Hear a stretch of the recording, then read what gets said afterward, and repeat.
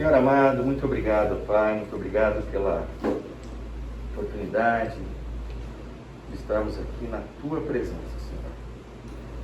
Sabemos que o Senhor está olhando por nós, o Senhor está cuidando de nós, o Senhor permitiu que a gente estivesse aqui hoje para conhecer mais do Senhor, conhecer mais do Teu amor, da Tua graça. Que o Teu Espírito, ó Pai, habite ricamente em nós possamos, ó Pai, celebrar a Tua presença nas nossas vidas. Que o Senhor, ó Pai, que o Teu Espírito, ó Pai, nos sensibilize à dor do outro, ao sofrimento do outro.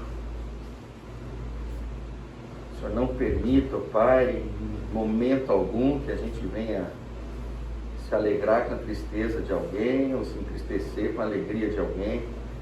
O Senhor harmoniza a nossa mente, harmoniza o nosso espírito, para que a gente possa se alegrar com os que estão alegres, que a gente possa se entristecer com os que estão tristes. Que a Tua comunidade, Pai, seja uma comunidade que tenha empatia pelos outros. Sejam irmãos, sejam não irmãos, sejam amigos, sejam pessoas não tão amigas assim, mas que o Senhor mexa com a gente, Pai. O Senhor nos transforma a cada dia, o Senhor é a razão das nossas vidas, o Senhor é a Tua graça, é o motivo pelo qual nós não somos consumidos. Que o Senhor invada os nossos corações, as nossas casas, as nossas famílias, derramando, Pai, o Teu Espírito. Essa é a nossa oração. Em nome do Teu amado Filho, Jesus Cristo. Amém. No que eu fechei o olho, abri o olho, estou vendo que nós estamos com gente em pé aqui. Parece que é politicamente correto falar para vocês se apertarem, né? Acho que não pode falar isso, né? Mas se a gente não falar isso, eu não sei o que a gente fala, a gente manda eles embora, né? Então, o que a gente pode tentar fazer é joga mais para trás, tem lugares aqui na frente. Eduardo, trazer Deus aqui. E aí eu só quero dizer uma coisa para vocês. Aqueles que chegaram mais cedo, foi dito que eu tinha que ficar aqui, né? Mais ou menos aqui. Provavelmente eu vou ficar mais para trás. Se der tudo errado na gravação e ele me xingar, queria que vocês me apoiassem aí, tá? Eu tentei. Bom, mas vamos lá então. Gente, nós vamos, como eu comentei, estar numa maratona aí. Eu espero que seja agradável e que seja transformador para vocês. Eu vou adiantar, e eu não falo isso para que vocês tenham compaixão de mim, não é essa a lógica, tá? Mas como fazia algum tempo que eu não pegava uma maratona um pouco mais longa, a Glaucia, minha esposa que está aí, ela deve ter percebido, na verdade eu falei para ela, era 2:30 da manhã, eu acordei e falei, esse estudo não está do jeito que eu gostaria. Aí das 2:30 até umas 7:30 da manhã, eu dei uma mexida legal nele, para não dizer que eu meio que destruí o que tinha, fiz um novo aqui.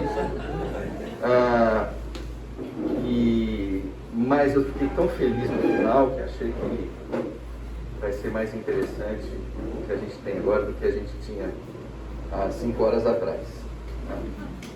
Mas vamos lá, ó. Esse é o nosso livro referência, né?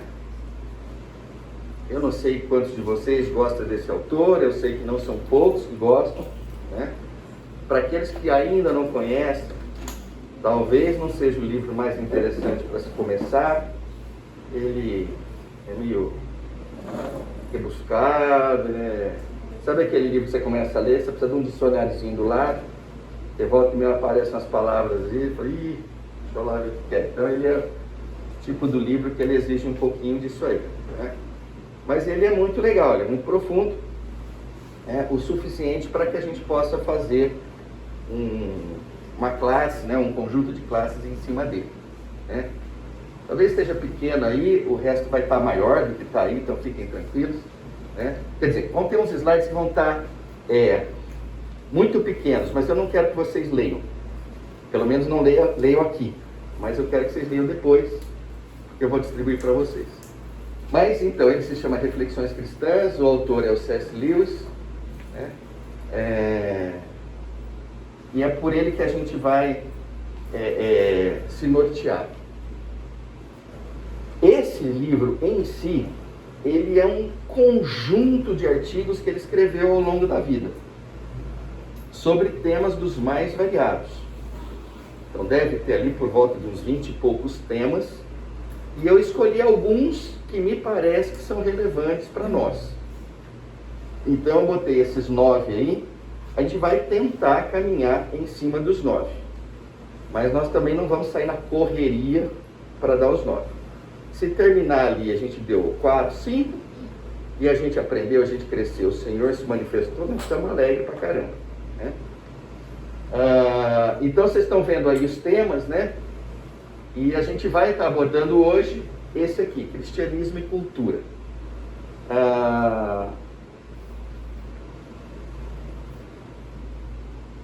Eu preciso começar botando todo mundo no mesmo terreno, né? No mesmo denominador. Então eu falei, nada melhor do que a gente começar com 2 verdades das Escrituras, né? Para que a gente assente isso e comece de fato a discutir cristianismo e cultura. Essas são palavras do C.S. Lewis, e essa é a primeira verdade. Não existe um ponto neutro no universo. Cada centímetro quadrado, cada fração de segundo é reivindicado por Deus e contestado por Satanás. Em outras palavras, nas nossas vidas não tem um ponto morto. Deixa no ponto morto que vai. Na vida não é assim, né? A vida talvez lembre mais uma escada rolante que nunca para, né? Ou você está subindo ou você está descendo. Mas se eu parar na escada rolante, você desce. Então, eu acho que este é um ponto muito importante, até para que a gente valorize, né, de uma forma muito intensa cada momento das nossas vidas e entender que de fato o Senhor quer todos os momentos para Ele e Satanás vai contestar todos e quaisquer desses momentos. Para corroborar essa verdade, eu peguei o texto em João, né? Então João capítulo 1 diz o quê? No princípio, aquele que é a palavra já existia. A palavra estava com Deus e a palavra era Deus.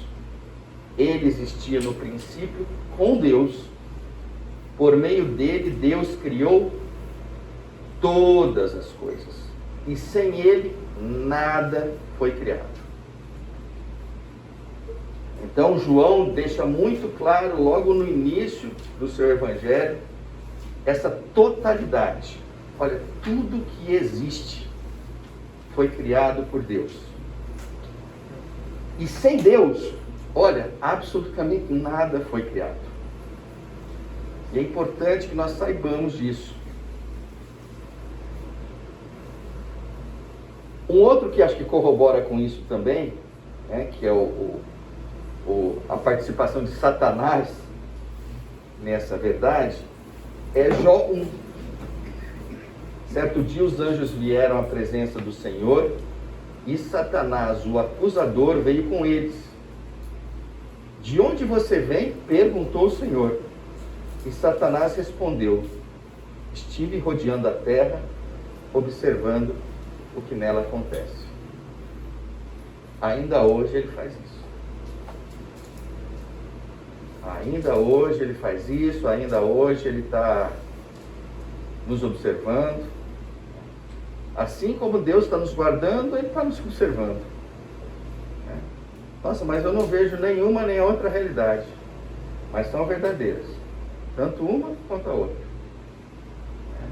O Senhor nos cuidando, o Senhor nos livrando do mal, e Ele nos observando e esperando uma oportunidade para contestar, para buscar, frustrar os planos que Deus tem nas nossas vidas. Esse é o trabalho dele. Bom, a segunda verdade.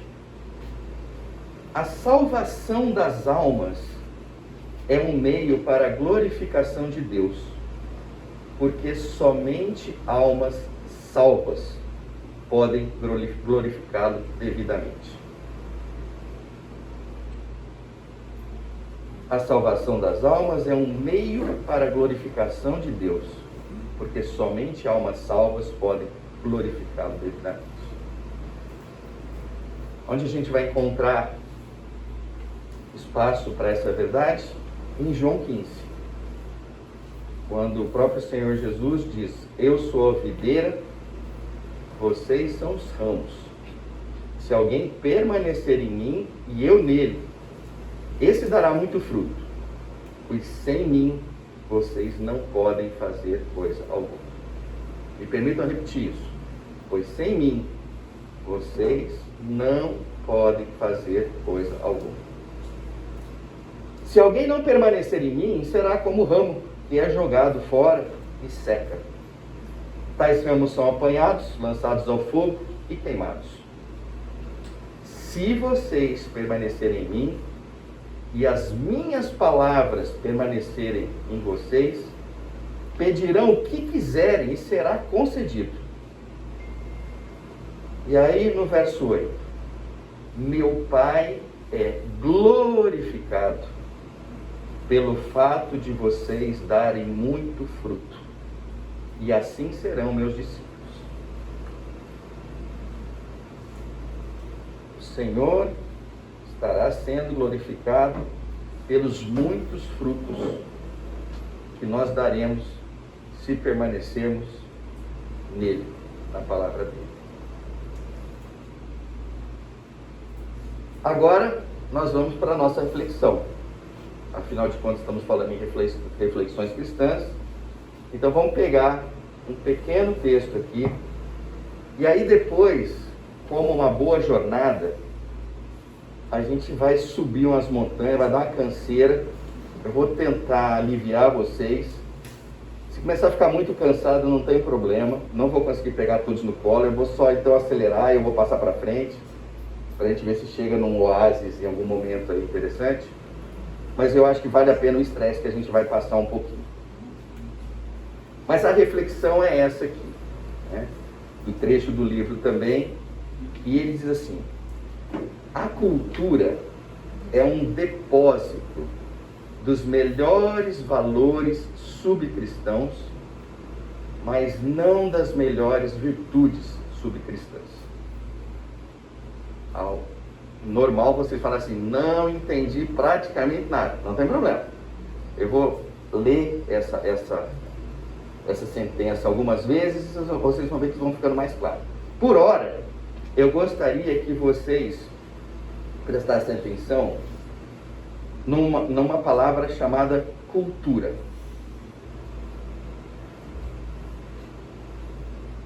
E eu queria fazer uma pequena definição de cultura para vocês, que é a que a gente vai utilizar aqui.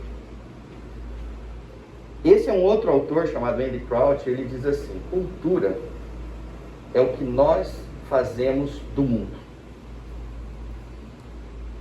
Ou seja, cultura é gerada por quem? Por nós.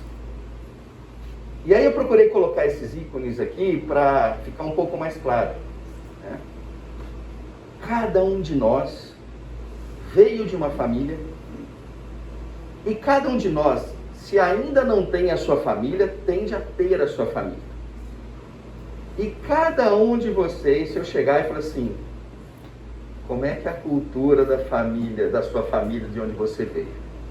Muito provavelmente vocês não vão ter nenhuma dificuldade de dizer: olha, na minha família, aos domingos, A mãe fazia macarronada com frango, né?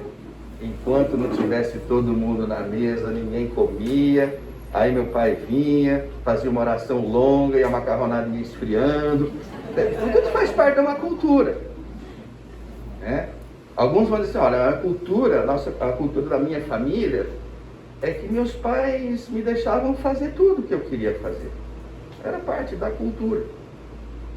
Outros vão dizer assim, olha, na minha família, a gente simplesmente não respirava se minha mãe não deixasse. Então, as culturas, elas se manifestam nos ambientes menores, como os ambientes familiares, elas se manifestam num bairro, né? Ou num condomínio. Ou vocês acham que todo condomínio tem a mesma cultura? Não tem. Tem condomínios pacíficos. Tem condomínios que o cara discute coisas mínimas, mas faz parte daquela cultura. Do mesmo jeito, uma igreja local também tem a sua cultura. Eu e Glaucia estávamos vindo para cá, eu falei, Glaucia, dá uma olhada ali, né? Aí nesse sol de rachar mamona, tinha um irmão da congregação cristã. Alguns vão dizer, não é nosso irmão. Bom, o fato é assim, estava um calorão, gente, e ele estava de terno e gravata. Eu olhei para ele e me deu uma, né? Poxa vida, né? Mas faz parte da cultura daquela denominação, né? Ouse ir como o Eduardo está vestido ali. Não vão deixar você entrar, né? Faz parte da cultura. Assim como a gente está falando de famílias, a gente está falando de bairros, condomínios, de igrejas locais, a gente também está falando do trabalho, a gente está falando da cidade, a gente está falando de uma nação. Então, as culturas se manifestam aonde a sociedade estiver presente. Um grupo de pessoas juntas, por algum tempo, com um certo objetivo em comum, produzem uma cultura. Tudo bem por aí? Né? Então, vamos pegar nós aqui, né? Como é visto, como às vezes as pessoas olham e falam, como é que é a cultura campineira? Eu acho que dificilmente vão dizer, são dóceis, amigáveis, né? Eles são dados, você pode chegar na casa deles sem marcar hora, ele te recebe bem, né? Não é o campineiro, né? Lógico, gente, uma cultura, ainda mais quando você fala numa sociedade grande, você fala, não, mas lá em casa né? Mas uma cultura é quando você tem uma manifestação maior, né? E o campineiro, ele não ajuda muito, né? O campineiro não é um mineiro, né? O campineiro não é o itajubense, ele tem a sua própria cultura.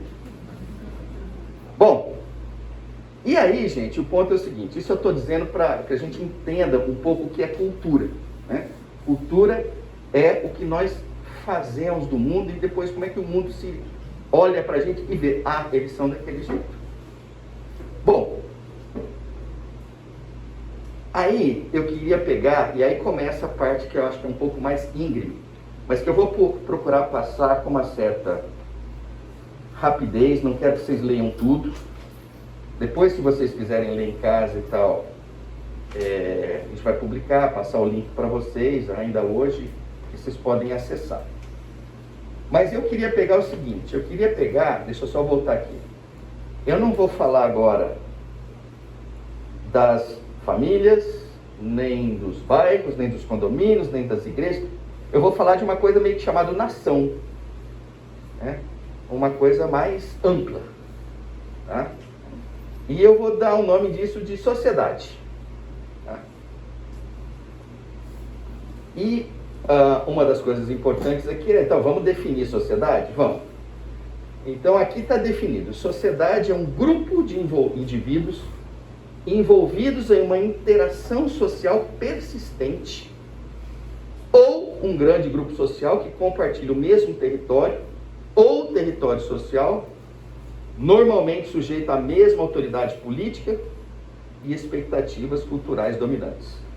É coisa de sociólogo, né? Já viu que sociólogo é um cara meio chato, né? Meio detalhista às vezes, né? Mas isso é o que ele chama de sociedade. Para simplificar, eu achei melhor fazer o seguinte: olha, vamos fazer uma história da sociedade humana? Dá para fazer isso? Aí foi onde eu me arrisquei, né? E resolvi falar, não, vamos tentar fazer isso. Lógico que eu fui ler, fui fazer isso, fui fazer aquilo e tal. E eu procurei resumir num quadro. Eu achei o máximo. Eu acho que vocês, não sei se vocês vão gostar, mas eu gostei do que eu fiz, tá? Não tem muita coisa que eu faço que eu gosto, né? Mas esse eu gostei. É esse quadro que está aqui, né? Aí vocês falam, mas eu não consigo ler nada. Não, mas vocês vão ler depois. Por hora, eu acho que vocês conseguem ler o que está lá no cabeçalho, né? Então, eu achei muito legal, porque eu peguei de um sociólogo ali, ele falou assim, não, vamos pegar. Como é que a sociedade foi evoluindo? Então, ele diz assim, olha, o primeiro era uma sociedade de caçadoras uma sociedade caçadora e coletora. A primeira sociedade. Aí é lógico, né? A gente sempre com viés das escrituras fala assim, ué, mas aonde que estava essa sociedade caçadora e coletora? Né? Aí talvez na minha limitação eu achei Adão e Eva, né? Muito provavelmente mais uma, duas, três gerações, porque logo depois aparece uma outra, que é uma sociedade que ela chama de sociedades pastorais. Então as caçadoras e coletoras, elas tinham uma cultura muito própria, e algumas coisas eu procurei colocar aqui. Então vamos lá, ó. Nas caçadoras e coletoras, pouco armazenamento de bens excedentes. Ou seja, você matava um animal, comia o animal. E o que sobrava? Né? Não era exatamente isso, não sobrava nada. Né? Em função disso, eram nômades. Por quê?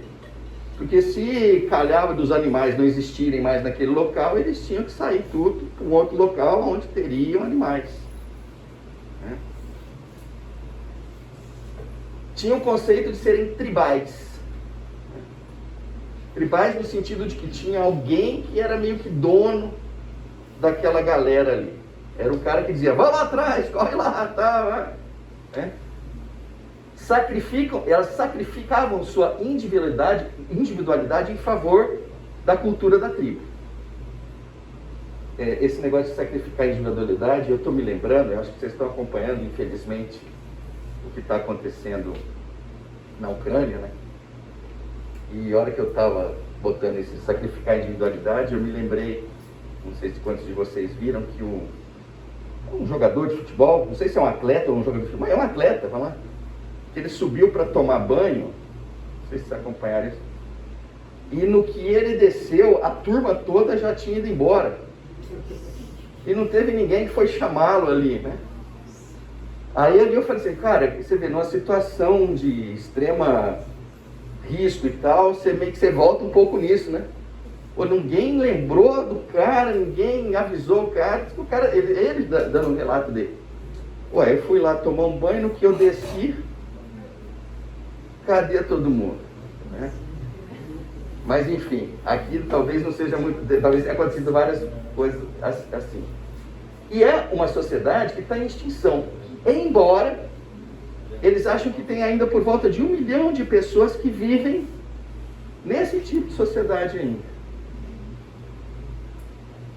Indo para as pastorais agora, aí você nota um baita de um avanço, se comparado com a primeira, porque são as primeiras que começam a pastar animais para alimentação e transporte. Aí você olhando nas escrituras, opa, parece que eu estou achando Abraão, né? Parece que eu estou achando Isaac, parece que eu estou achando Labão, né? E provavelmente esse pessoal realmente vivia dentro dessa sociedade aqui. Ou seja, existia uma capacidade de produzir um excedente, eles já eram mais sedentários, não ficavam se movimentando em função de que eles tinham condições de sabiam pastar animais, já começavam a fazer um certo comércio entre vizinhos, de trocas, e os membros em atividade, começavam a aparecer membros em atividades de não sobrevivência. O que significa isso? Começava a surgir artesãos, curandeiros. Essas pessoas, esse tipo de função, ele praticamente não existia aqui. Ele começou a existir aqui. E aonde existe ainda um grupo representativo disso? Em terras desérticas do norte da África. A gente ainda vai encontrar sociedades pastorais. Bom, eu não vou entrar em detalhe em cada uma delas, né, mas eu acho que você está entendendo qual que é a lógica que eu estou querendo mostrar. Que vai tendo um avanço em cada uma dessas aqui, uma cultura vai se manifestando. Por isso que é muito comum as pessoas dizerem assim, olha, quando você for ler o Antigo Testamento, procure entender o contexto. Porque naquele contexto, aquilo que aconteceu faz um tremendo sentido. Mas se você olhar com os olhos nosso, aquilo tende a não ter sentido nenhum. Então essa é a importância da contextualização. Mas então eu vou passar rapidamente. Aí começaram as sociedades horticulturais, depois as agrícolas. A diferença de uma para outra é em função do volume. Então as agrícolas, o cara começa a ter o domínio sobre grãos. E aí a gente está falando de trigo, arroz, milho, cevada, né?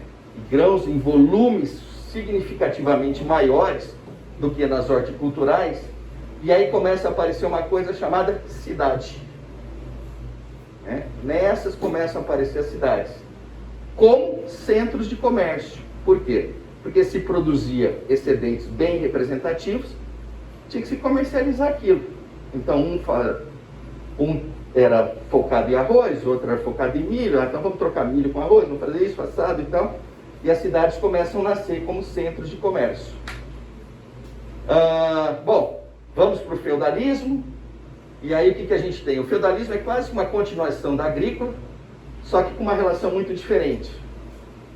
O povo começa a ficar nervoso, começa a brigar, começa a ficar violento o ambiente, e aí cria-se o conceito de senhor e vassalo.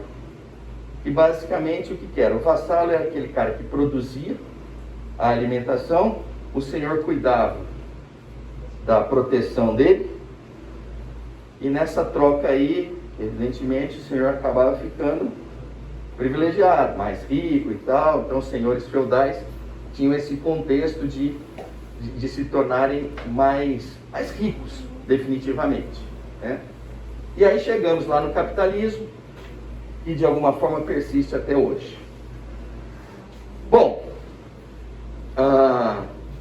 aqui é uma outra, é uma continuidade do capitalismo, que são as sociedades industriais, e que de alguma forma ainda está muito presente, né? Quem trabalha em indústria, por exemplo, na pandemia, viveu um outro momento da vida, que era o quê? Olha, eu tenho que sair de casa, a fábrica precisa produzir, não dá para trabalhar remotamente, né? Então quem estava na sociedade, ou quem está na sociedade industrial, ele não teve o privilégio daqueles que estavam, vamos dizer assim, na sociedade pós-industrial. Porque na sociedade pós-industrial, e que está caracterizada aqui, você tem o quê? A famosa, que o pessoal chama da era do conhecimento, né? Então na era do conhecimento, é possível que você tenha passado por toda a pandemia trabalhando no conforto da sua casa. Se você tivesse na sociedade industrial, definitivamente isso não aconteceu. Bom, eu só queria colocar isso, gente, para dizer o seguinte: em cada uma dessas sociedades existe uma cultura. Tudo que eu coloquei embaixo de cada uma delas são itens da cultura daquela sociedade. Por isso que eu gostaria que vocês lessem depois. Agora eu vou entrar num outro ponto. Faltam 7 minutos. Eu prometo para vocês que em 7 minutos a parte pesada, eu concluo, aí a gente chega depois do intervalo com uma coisa mais light. Mas vamos lá, com 7 minutos ainda. Bom, depois que do feudalismo para frente, as sociedades também podem ser classificadas em regimes de governo. E isso é uma coisa importante, né? Porque basicamente, se a gente simplificar, a gente teria 3 tipos de regimes de governo. Então você tem a famosa autocracia, que é basicamente assim: eu mando, o resto obedece. Era muito comum nas monarquias. Hoje em dia as monarquias são tudo meio fajuta, o cara está mais lá de enfeite, né? Porque foram substituídos por parlamentarismo, mas nem sempre foi assim, né? Os reis de fato reinavam, né? Hoje ainda você tem autocracia, né? Voltando para o nosso momento triste que a gente está vivendo, se você olhar para a Rússia, ela é uma autocracia, né? Tem um líder que manda, né? E que todo mundo sabe o nome dele, né? E que você tem dificuldade de dizer assim, mas quem que são os caras que são os amigão dele? O cara acha que é o fulano, acha que é o... Mas na verdade ele manda, né? Ele muito provavelmente é o cara que aperta o botão e não precisa de um outro apertar o botão, né? Se ele apertar o botão, né, o Brasil vai ficar bem, né? Porque vai sobrar gente, pelo menos por um período, né? Mas enfim, é um regime de governo autocrático. Mas você também tem um outro regime, o aristocrático. No aristocrático, o que acontece? Uma casta seleta toma controle disso. Então, a aristocracia, de alguma forma, é similar à autocracia, só que aí não é uma pessoa, é um grupo de pessoas. E depois você tem a famosa democracia, né? E na democracia as coisas mudam porque começam a trabalhar o contexto assim, como é que a gente faz o povo, de certa forma, participar do processo. E definitivamente, numa democracia, uma das coisas que mais chama a atenção são a possibilidade de você eleger os seus representantes, né? Aí pode ser a democracia direta, pode ser a democracia indireta. Vocês sabem que no Brasil a democracia é direta. Vocês sabem que nos Estados Unidos a democracia é indireta, né? Mas ambos são democracias, né? A ideia é ouça o povo e deixa o povo escolher. Bom, e aí eu diria assim, dentro da democracia, você pode ter mais 2 sub-regimes. Você pode ter a república, você pode ter o federalismo, você pode ter os 2 juntos, né? Então, no caso do Brasil, o nome oficial do Brasil qual é? República Federalista do Brasil. Então, no nosso caso, nós somos os 2. Então, o que é a república?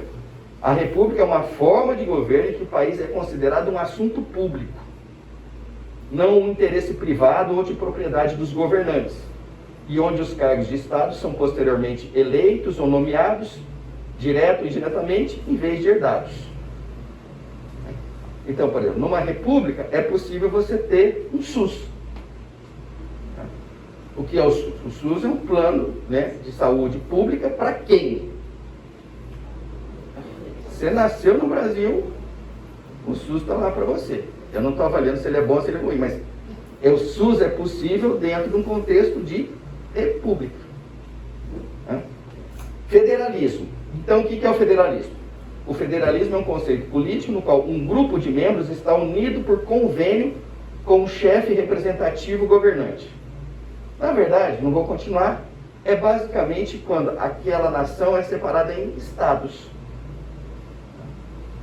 Então, o federalismo o que é? É vários estados que têm uma certa autonomia, mas que estão ligados a um ente único, que a gente chama de união.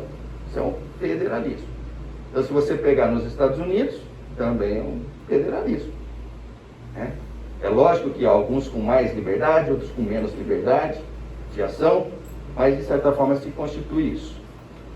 Alguns vão estar dizendo assim, mas o que é que isso tem a ver com a aula? Eu garanto para vocês que tem, tá? Por enquanto vocês confiem em mim. E aí, por último, e isso nós vamos gastar 2 minutos, existe uma coisa chamada filosofias políticas.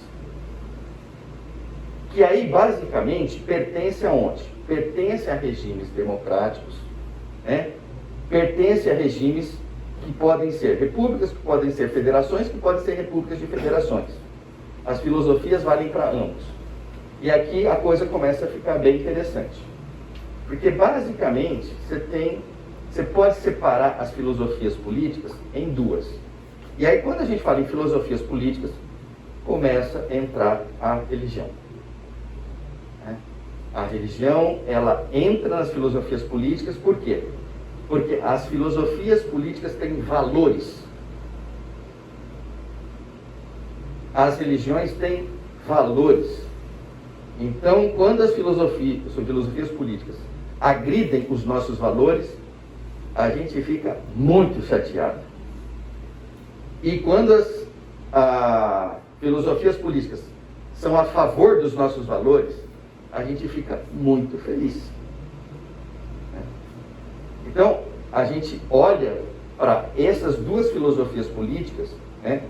E a hora que você bate o olho e fala assim, e aqui eu não vou mencionar em nenhum momento, e vou pedir encarecidamente para vocês não mencionarem o nome de ninguém aqui, tá?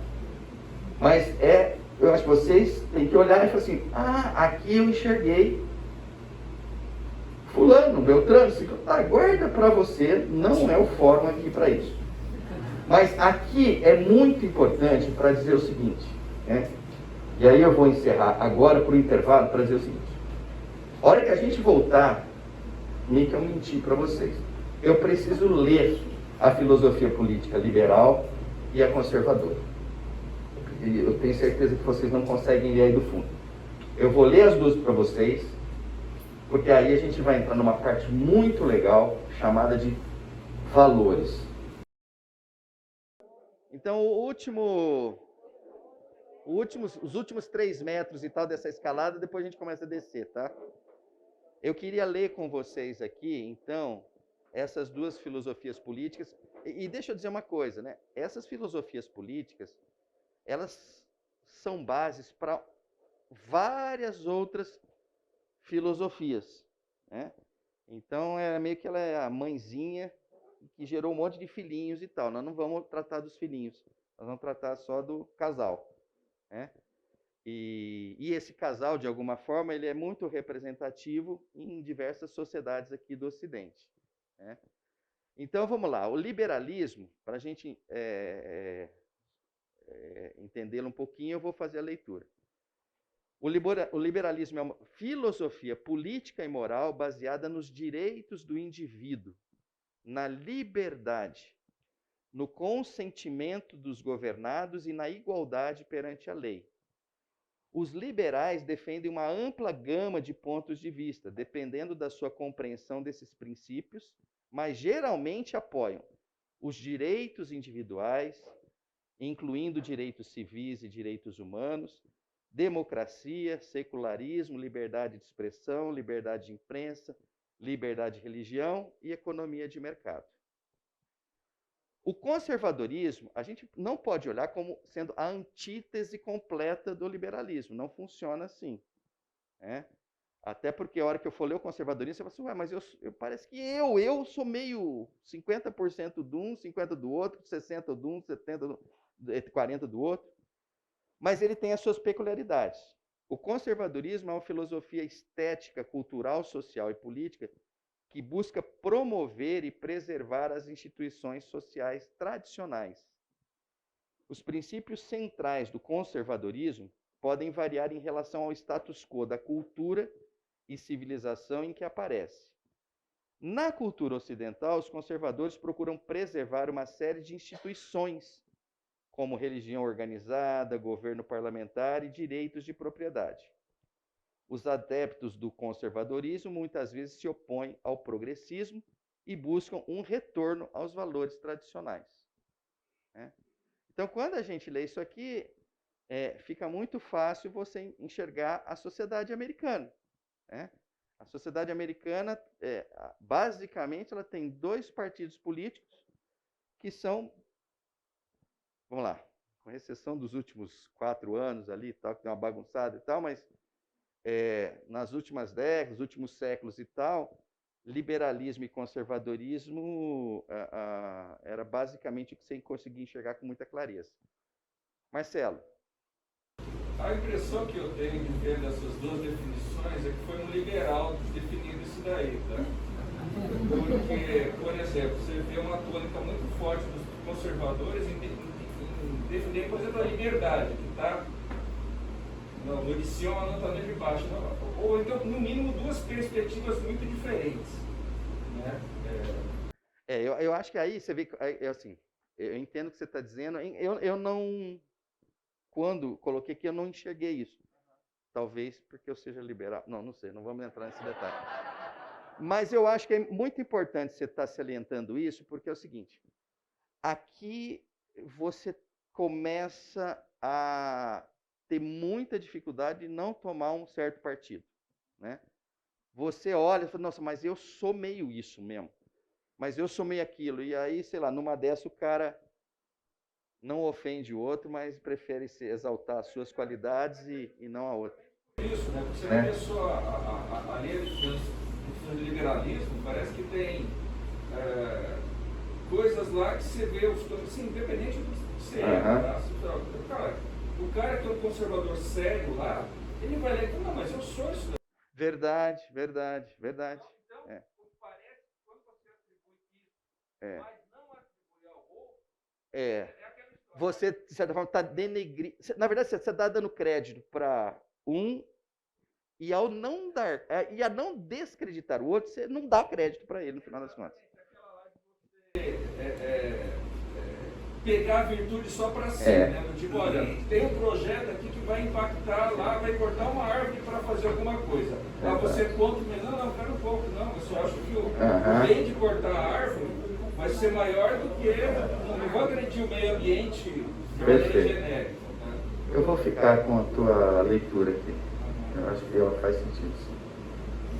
Só com relação a isso que o Marcelo está falando, a gente tem que ter um cuidado quando a gente fala de filosofia política, conservadorismo, liberalismo, porque é comum e frequente que as pessoas confundam o que a gente chama de liberalismo econômico e o liberalismo moral e etc. A gente não pode fazer essa confusão, porque normalmente o liberalismo econômico está conectado diretamente ao conservadorismo, né, em oposição ao liberalismo moral e etc. Outra coisa, essa questão do conservadorismo e liberalismo, a gente tem que pensar no conservadorismo da seguinte ideia, a noção de que a sociedade evolui constantemente, então que você deve aceitar mudanças na sociedade, que ela vai evoluindo, vai se modificando. A visão do conservadorismo é que você tem que fazer essas mudanças de dentro do sistema. Ou seja, dentro do sistema, com aquilo que já existe, com aquilo que funciona, você evolui e melhora a sociedade. Enquanto existe no liberalismo a ideia de que você deve substituir. Então, se algo não está funcionando, eu tiro o que não está funcionando e eu coloco outra coisa no lugar. E esse é o grande problema, por exemplo, do conceito de comunismo, que vai em oposição nessa questão do conservadorismo moral, econômico, porque você vai trazer uma coisa que não foi experimentada, um conceito novo, uma coisa nova, e você vai tentar colocar no lugar sem saber os efeitos que isso pode provocar na sociedade como um todo. Enquanto que no conservadorismo são pequenos avanços. Ótimo. É sensacional, porque é importante dizer o seguinte, em nenhum momento eu quis tocar em liberalismo econômico, mas acho que está perfeito. Tinha que ser tocado mesmo, porque a pessoa falou, liberalismo econômico é coisa de liberal. Não é. Então, isso é uma pegadinha, vamos dizer assim, que acho que foi importante ter colocado isso. De qualquer forma, agora, nós vamos chegar num ponto aqui, porque eu acho que... Acho não. Certeza que é o seguinte. Tudo que a gente, de alguma forma, viu, seja de tipos de sociedade, modelos de sociedade, seja de modelos de organização em aristocracia, em autocracia, em democracia, e sejam essas filosofias políticas, de alguma forma, elas basicamente, elas estão falando de valores, né? E aí eu quero retomar um pouco aquilo que eu coloquei no finalzinho lá, antes do intervalo. Neste momento, né, a hora que essas filosofias começam a falar de valores, né, elas se chocam com os cristãos, porque os cristãos também têm os seus valores.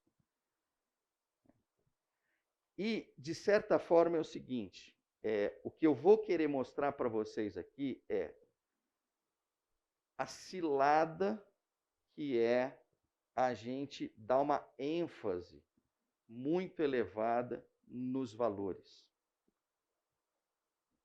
E alguém vai falar assim, não, mas a gente precisa olhar os valores.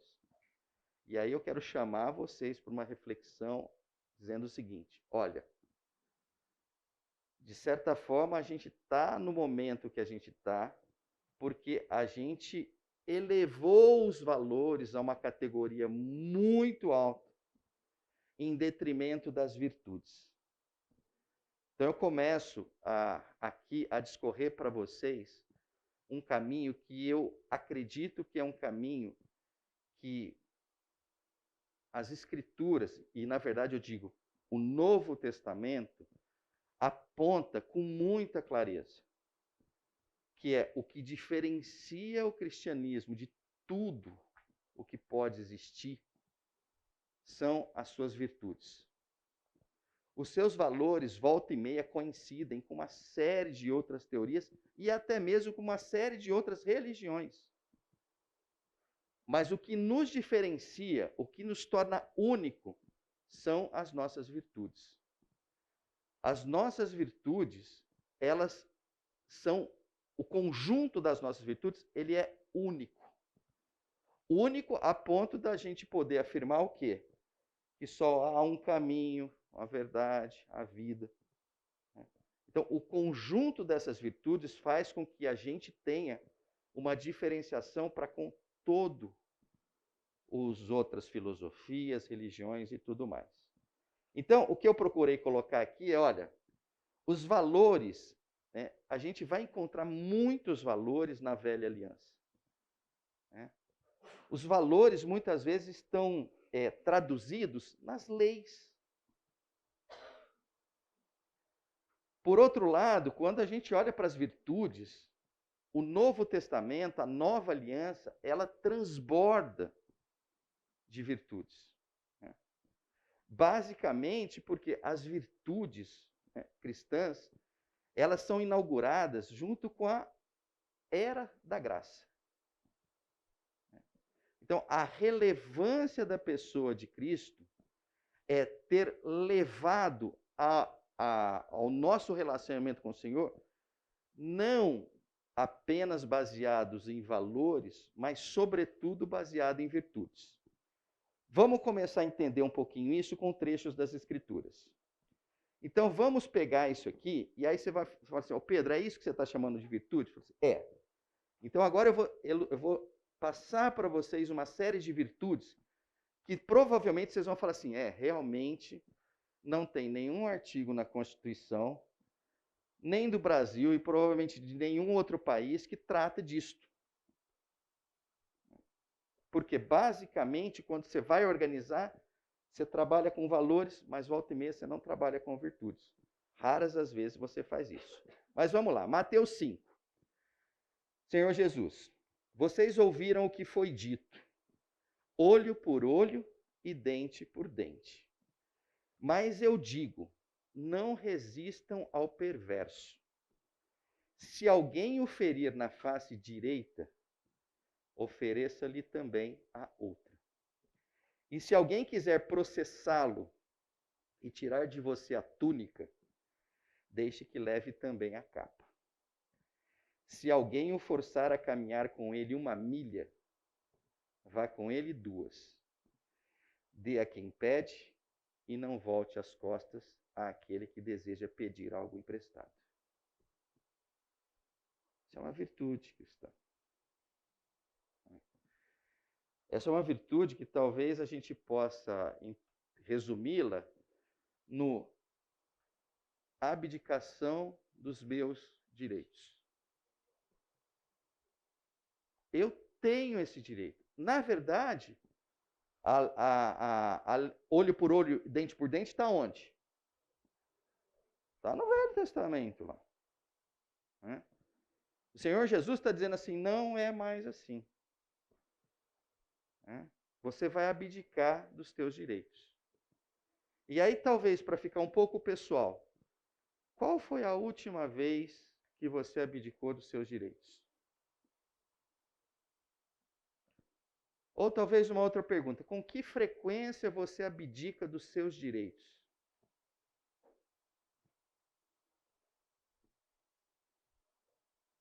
São perguntas importantes para a gente olhar e falar assim, pô, peraí, isso é cristianismo, abdicar dos seus direitos. Abrir mão daquilo que é seu.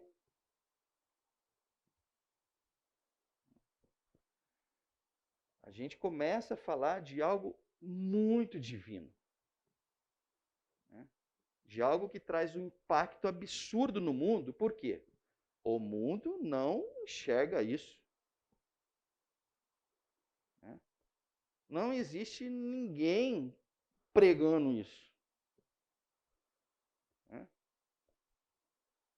Então, é nesse ponto que eu começo a dizer, as virtudes, elas são reveladoras da essência da presença de Deus, da presença de Cristo nas nossas vidas. Então, eu preciso olhar para as minhas vidas e ver quando eu abdiquei dos meus direitos. O que aconteceu quando abdiquei? Talvez seja outra pergunta importante. Me senti um paspalho. Me senti um tolo. O cara se aproveitou de mim. Aí você olha para cá, dê a quem pede, e eu acho isso sensacional, né? Porque é uma abdicação dos seus direitos proativa, né? Dê a quem pede e não volte as costas àquele que deseja pedir algo emprestado. É como se tivesse assim, olha, vai caçar aqueles que estão querendo te pedir algo emprestado. Não vá fugir deles. Vamos para frente. Senhor Jesus também. Depois eu vou pegar Paulo, mas por hora nós vamos ficar com o Senhor Jesus. Por isso é que meu Pai me ama, porque eu dou a minha vida para retomá-la. Ninguém a tira de mim, mas eu dou por minha espontânea vontade. Tenho autoridade para dá-la e para retomá-la. Esta ordem recebi de meu Pai. O que nós estamos falando aqui? Entrega sacrificial.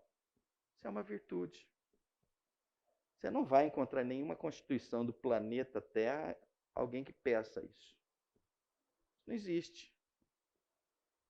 Isso é único, né, das Escrituras. Ou o conjunto dessas virtudes é único. É o que nos diferencia. E aí, quando a gente fala dessa entrega sacrificial, que é a última, vamos simplificar um pouco. Quanto do meu tempo que eu entrego para os outros? Para atender a necessidade dos outros. Quanto dos meus recursos eu entrego para os outros?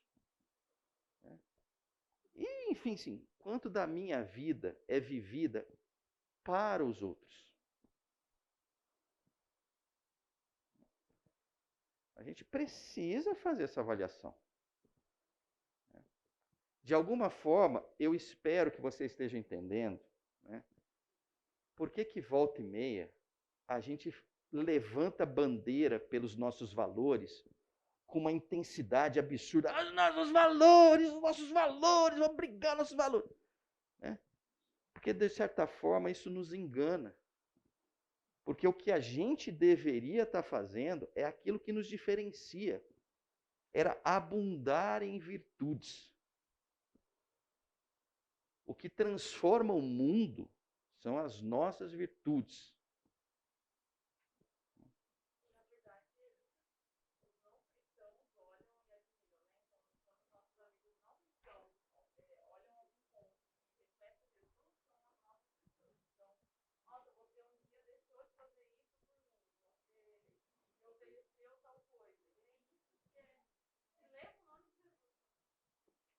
Seu nome? Priscila. Quantos de vocês já não provaram disso? O mundo fica maluco. Ele não entende nada. Porque é uma coisa estranha ao mundo. É uma coisa que não pertence ao mundo. Ô, Priscila, então você vai ter que repetir em voz alto e bom som.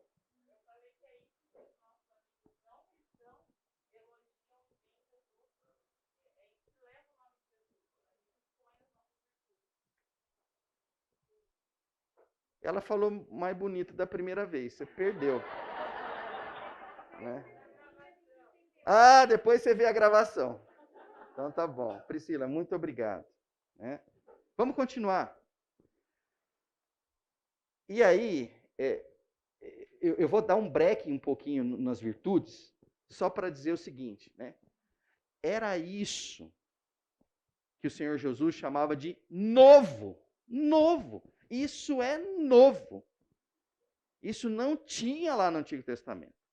Ou se tinha, era em porções assim, sabe, você está de dieta, assim, não pode comer nada. Tem um pouquinho de alguma coisa lá, pode ser, mas não era, entendeu? Não era, como é que chama? All inclusive, né? Não era all inclusive. O Novo Testamento é all inclusive, meu filho. Pode comer à vontade. E é isso, né? E aí eu preguei esses trechos aqui para a gente olhar, quando Jesus falou, olha, eu estou falando do novo, estou falando do novo. Mas o que é o novo? O que é o novo? O que é o novo? O novo são essas virtudes em profusão. Então, vamos lá. Ninguém põe remendo de pano novo em roupa velha, pois o remendo forçará a roupa, tornando pior o rasgo. Nem se põe vinho novo em vasilha de couro velha. Se o fizer, a vasilha arrebentará, o vinho se derramará e a vasilha se estragará. Ao contrário, põe-se vinho novo em vasilha de couro nova, e ambos se conservam. É o Senhor clamando e dizendo assim, olha, você precisa ser renovado. João 13. Um novo mandamento dou a vocês. Amem-se uns aos outros. Como eu os amei, vocês devem amar-se uns aos outros. Com isso, todos saberão que vocês são meus discípulos, se vocês se amarem uns aos outros. Eu vou pegar a Priscila agora para dar continuidade nisso aqui. A gente quer evangelizar o mundo. A gente quer evangelizar o mundo. Sabe o que você faz? Sai amando, assim, a rodo. Eles vão conhecer que vocês são os meus discípulos. Sabe por quê? Porque ninguém faz isso. Isso é um privilégio de vocês. Isso é um novo, isso é arrasador. Só voltando para bater em cima dos valores. Para de reivindicar valor. Para de mexer com isso. Vai mexer com virtude. Precisamos mexer com virtude. É isso que nos diferencia. É nisso que, se olhar com muito carinho aqui, eu posso estar enganado. Mas eu acho que 100% quem está aqui, a gente está unido nessa questão. Não tem divisão nessa questão. Se tivesse divisão nessa questão, a pessoa ainda não conheceu a graça. Se ela conheceu a graça, ela pode até não fazer essas virtudes em profusão, mas ela sabe que ela deveria fazer. Ela sabe que o caminho é por ali. Não dá para argumentar. Vocês já notaram que coisa engraçada? Não dá para argumentar. né? Dá para ficar envergonhado, dá para ficar triste, dá para ficar chateado, mas não dá para contestar. Vai ser difícil alguém chegar e falar, não, mas não é bem assim. Não é essa entrega tão sacrificial, tem que ter um limite. Não tem. Não, mas não é abdicar de todo direito. Imagina, se a gente for abdicar de todo direito. E essa passagem maravilhosa, com Jesus conversando com Nicodemos. Em resposta, Jesus declarou: digo a verdade, ninguém pode ver o reino de Deus se não nascer de novo. Perguntou Nicodemos: como alguém pode nascer sendo velho? É claro que não pode entrar pela segunda vez no ventre de sua mãe e renascer. E respondeu Jesus: digo a verdade, ninguém pode entrar no reino de Deus se não nascer da água e do Espírito. O que nasce da carne é carne, mas o que nasce do Espírito é Espírito. Não se surpreenda pelo fato de eu ter dito: é necessário que vocês nasçam de novo. Nós precisamos resgatar essa novidade nas nossas vidas todos os dias. Nós precisamos nos dedicar e saber assim, mas espera aí, cadê os meus próximos? Eu preciso entrar nessa escola de virtudes, eu preciso me graduar, preciso fazer pós-graduação nessa escola, preciso tirar meu PhD, eu preciso. O caminho é esse, não há outro. Todo e qualquer caminho que vá fazer com que os valores sejam muito representativos, vão fazer ao mesmo tempo que as virtudes sejam esquecidas, que as virtudes sejam relegadas a um plano menor. Pode acontecer. Não pode. Se nós queremos ser chamados cristãos, se nós queremos um relacionamento de profundidade com o Senhor, o caminho das virtudes é o único caminho possível. Não há outro. Agora vamos para Paulo. E aí eu vou dar continuidade um pouquinho em outras virtudes. Né?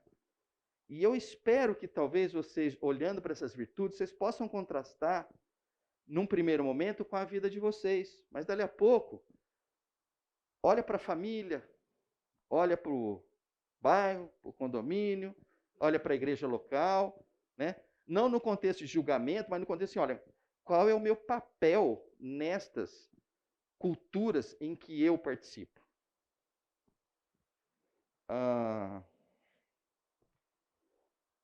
Eu não vou falar isso não, senão vai ofender um ou outro aqui, mas com vontade não faltou. Mas vamos para o texto que é melhor. Oi. Pode.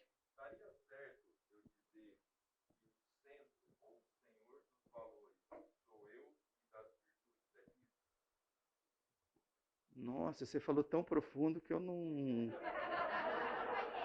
Olha, a parte B do seu versículo, eu concordo, eu acho que é por aí.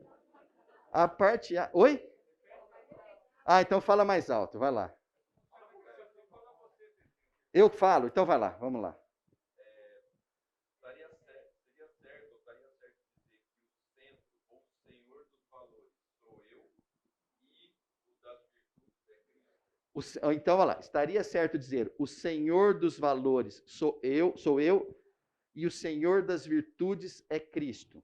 Por quê? Porque os valores, eu escolho, eu olho e falo, o que faz mais sentido para mim, o que eu concordo comigo.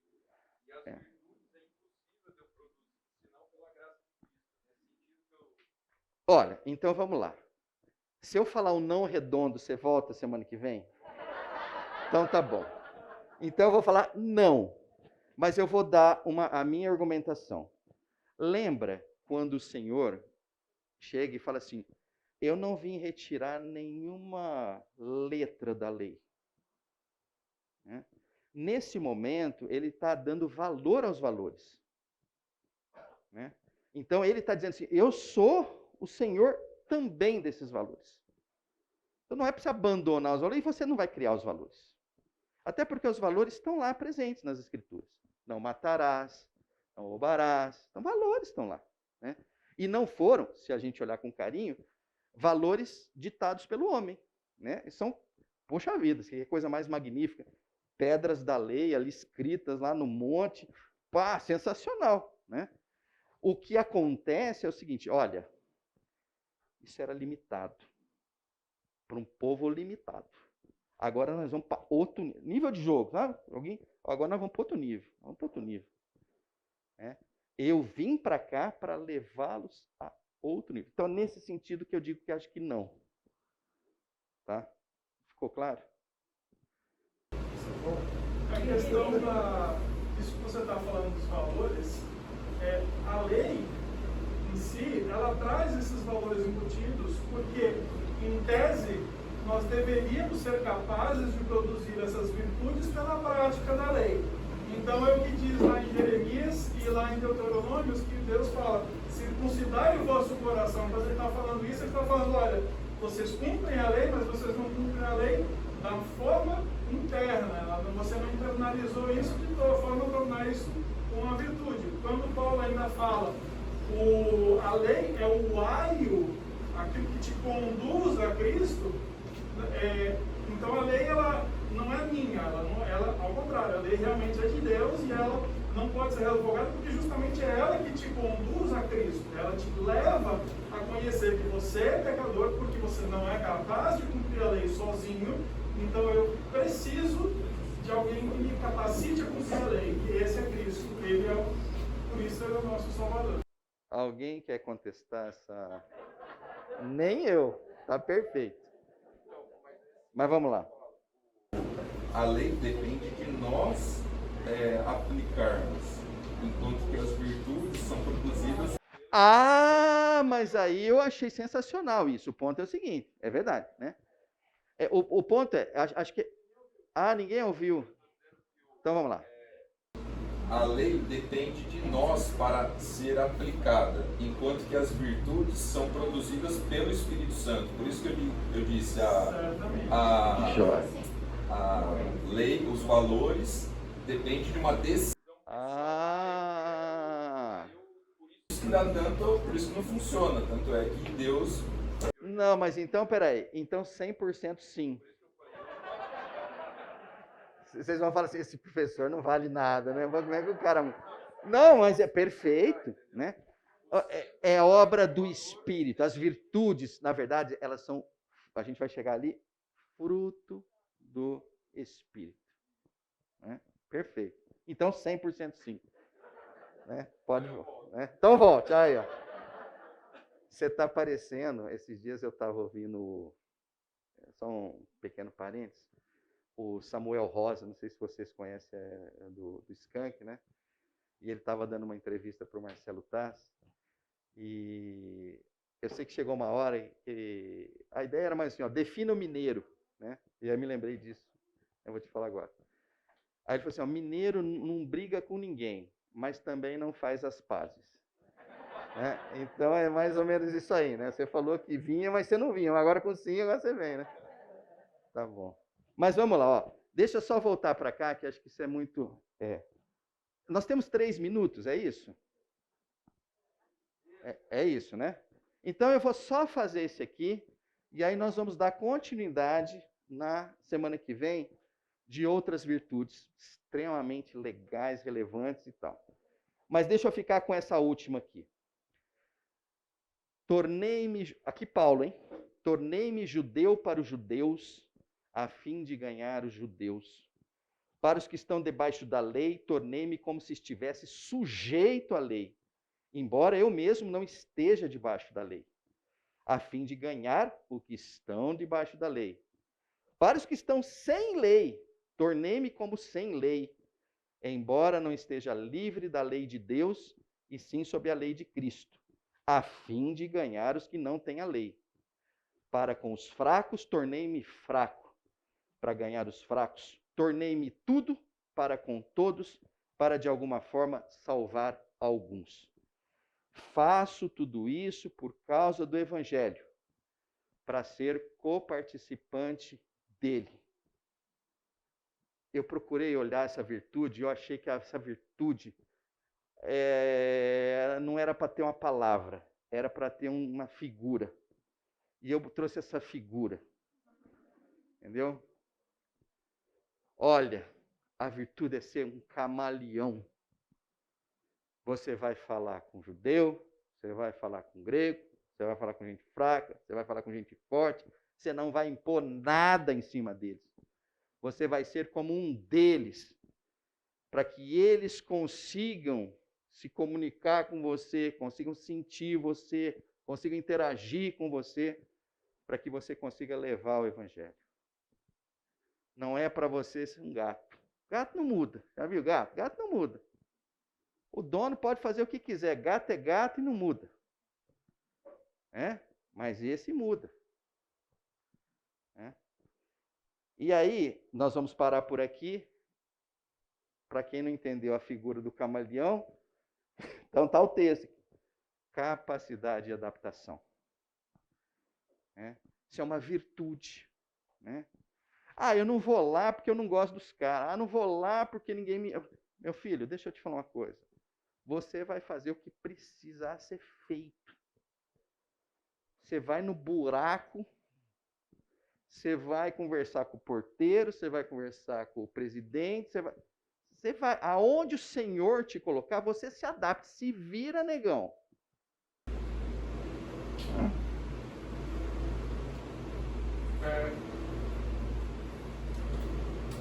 Complicado. Você não tem mais tempo, porque são 11 horas. Então, ou você fala rápido, ou você fala para semana que vem, ou você vai falar aqui comigo e eles vão embora. Eu só acho que a gente tem que tomar um certo cuidado, como o Felipe falou, de não pensarmos que podemos chegar às virtudes sem os valores. Só que dentro dos valores, como você compartilhou, fez compartimentos ali, existem os valores humanos, existem os valores do Senhor. Então, quando a gente, por exemplo, você falou, eu não vou para tal lugar, porque você está criando alguma coisa que você acredita ser um valor que é teu, não é de Deus. Então, quando você, por exemplo, você fala, deixe de reivindicar pelos valores para pensar nas virtudes, a gente tem que tomar cuidado com isso. Deixe de reivindicar os valores que são os valores humanos, mas os valores do Senhor, eles, como o Felipe disse, eles são um aio para que você consiga, são um direcionamento para que você consiga expressar essas virtudes. Porque senão a gente pode cair numa armadilha de nos adaptarmos a tal ponto que alguns valores ficam para trás e você ficou perdido. Vamos fazer o seguinte, Pierre, eu te prometo que a gente começa a aula seguinte com isso, tá? Nossa, adorei a pergunta, adorei a consideração, queria comentar sobre ela, mas nós precisamos encerrar, tá? O Daniel, não vou pedir para você orar, que o pessoal não ouve, né? Então eu vou mesmo aqui. Então vamos lá. Senhor Deus, muito obrigado por esse período aqui, ó Pai, muito obrigado por esse tempo. Que o Senhor possa encher os nossos corações, que o Senhor possa encher os nossos corações do Teu Espírito, ó Pai. Que o Teu Espírito nos dê todo o discernimento, ao mesmo tempo que o Seu Espírito, ó Pai, opere em nós, tanto querer quanto realizar. Nós queremos, ó Pai, ser transformados dia a dia. Nós queremos glorificar o Teu nome pelas nossas atitudes, pela nossa disposição no serviço ao Senhor e àqueles que estão próximos a nós. Senhor, que o Senhor possa nos levar para casa em segurança, mas nos incomodar, ó Pai, para que a gente possa andar próximo ao Senhor, dia a dia, momento a momento. Essa é a nossa oração, em nome do Seu Filho Jesus Cristo. Amém.